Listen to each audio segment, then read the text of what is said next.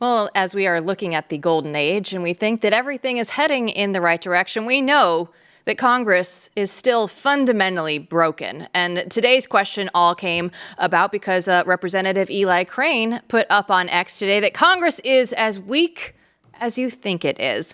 So that made me go look up and say, what is the latest congressional approval numbers? Well, the Gallup poll has found that just 29% of Americans approve of Congress. I think that number is still a little too high. But I wanted to know, how do we fix it, right? So that was the question that I posed to you today. So Harris replies back first. He says, term limits now. Pass a constitutional amendment stating that no one may serve more than 12 years as a member of Congress, whether it's a 6-year term in the House or 6 terms, I should say, in the House, or 2 terms in the Senate, or a combination of the two. In addition, a lifetime ban on them becoming lobbyists. He doesn't like everybody up there on K Street.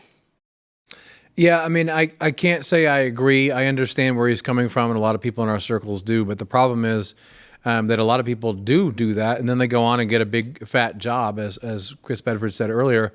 So in other words, you'd make it so you'd try to maximize your time there to be successful later on, and you'd probably use your position for that, for the sake of whatever you're going to do next, and go into lobbying and whatever. So I don't think that solves the problem. The other problem is the longer you're there, the more you can learn. I know like, oh, they're all corrupt, but that's a character problem and a structural problem. The longer you are there, the more you know what you're doing, you know how to get things done. So you do want people, you don't want people in there into their 80s, but you do want at least a cohort of people who've been there a long time. This is what they do. This is how they identify, in terms of prestige and success. They will therefore be adept. They'll be good at their job. So, I get, I respectfully disagree. I get exactly where Harris is coming from, but I don't think that's going to solve it. We just have to get more of the good people in there, which is definitely a hard thing to do. Rob replied that make regular order great again, pass individual appropriation bills, and bring back earmarks. He said, I used to think they were bad. They're not. Yeah, so this is a mentor of mine, Michael Ullman, once said the best way to, here's the problem, like lay out the problem first. The problem is that if you're in Congress, part of your job is to bring home the bacon for your district, right? I mean, that's why you love a military base. It provides jobs. People are there. They spend money. Your job is to bring home the bacon to some degree in your district. So here's the problem. Every person in Congress, Republican or Democrat, is going to try to do that, right? And so what are you going to do about it? You're going to say, oh, no, we won't let you do this because we used to have earmarks, which means you write a little part of the bill and say, oh, and also this military base is going to come to my hometown. And we're going to give $50 million to the research center at the university in my district, right? And you just write these in separate. And the conservatives used to complain because you'd say, this is all wasted money. But guess what happens when you don't allow them? Now we just have one big primordial soup of a mess, right? Where it's all just raiding the Treasury. So a mentor of mine, Michael Ullman, with much experience on this, said, what we should do is just give them a cap. Like, in other words, give each member of Congress, X millions of dollars. You can use this for pork, right? You can use this for your district because you know that they're going to do it. So I understand where Rob's coming from. There's definitely some truth to that. And Caleb has potentially one of the more interesting ways to go about this. He says, force every member of Congress to live stream their entire workday, 24/7, no edits, no excuses. Every backroom deal, every lobbyist lunch, every time they dodge a vote or nap through a hearing, blast it all on X for the world to see. Now, I do know that there are some members of Congress that are putting more and more out on social media, right? If you look, I think Anna Paulina Luna was out there. There was about a 5.5-minute video that she put out of just kind of her day coming back in for the 119th Congress. They are putting more out on social media, but he wants to take this to a whole new level. I mean, look, there's certainly some truth to this as well. I mean, he says every lobbyist lunch. I mean, we need to have transparency on interactions, especially monetary, right, transactions in Congress. I would, since I'm in a disagreeable mood today, and I'm going to disagree with my own lovely audience, I would say the one place where you don't actually want transparency is you do want people to have the ability to make deals with each other over bills. If they're actually legislating, you want them to have private conversations. Sort of like the Supreme Court, you do want the people to be able to disagree without it being public. Because here's the one problem with your theory, Caleb. The one thing I would disagree with is if you 24/7 live stream a member of Congress, a lot of them will like that. They're sick people. And they will make it a 24/7 reality show about themselves. So some privacy is needed to actually do good. You can have great arguments and discussions you wouldn't have otherwise when it's a show. But certainly we do need more transparency, and I would agree with them there. Don't give the narcissist another reason to go through and say, look at me, even more than they already do.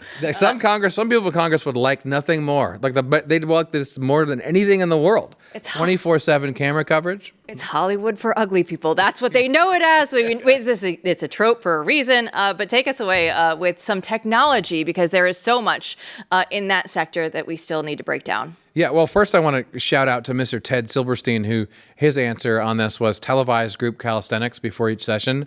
And then he also said maybe an obstacle course with live alligators. A classic that my 5-year-old and I would enjoy watching. I think that was a good comment.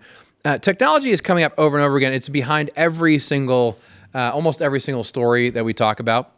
It shapes the entire structure of the world in which we live.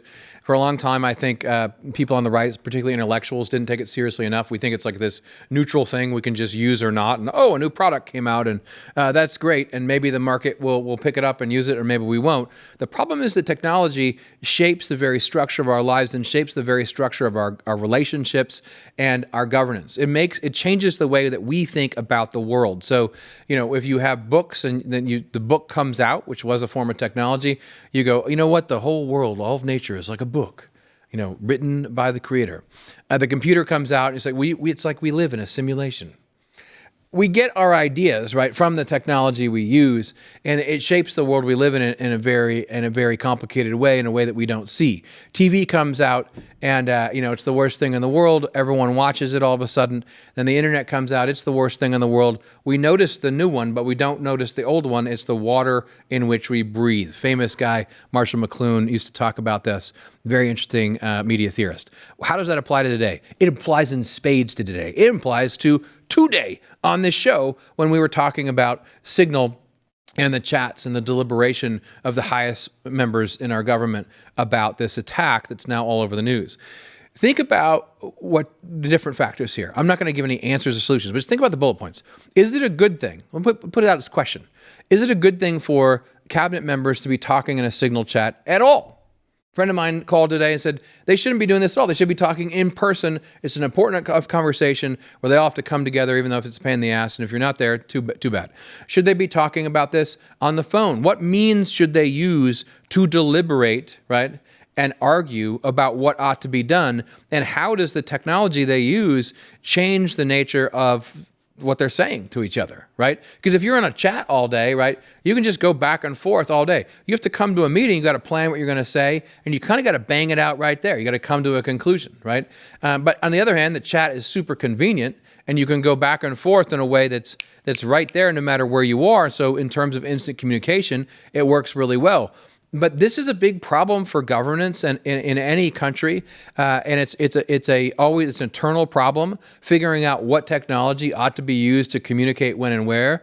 But I'm telling you, the technology it always dictates the kind of conversation we have, and you can see that debate raging here. And look, this isn't about Republican versus Democrat. This is just a real question about how we should be communicating and using technology at the highest level. Well, and then Bedford today was saying, we need to pay staffers more so they don't just throw everything into Grok. And Jason Buttrell was here going, we are actually just throwing all of the documents for the JFK files into AI. Okay, but who owns this? Who can have access to that technology? Because you would think a lot of the government stuff is actually going to be floating around in there. So how much do we trust it? With this is the latest of the technological advances. Oh yeah, so the AI is incredible. It is an incredible tool, and you can see that the more that time goes on, the more stuff just does become public, right? So you get to this point at what point is Here's the first rule, though. I'll just cut to the chase. It's the end of the show. The first rule to teach your kids and internalize in your own mind is anything you do on the internet on this is public. This is a box. If you type into the box, there are people watching you, and that is something you need to drill into your head. Sometimes it's good to have a very boring life and nothing going on, and then it doesn't matter what's going into a Signal group chat or not.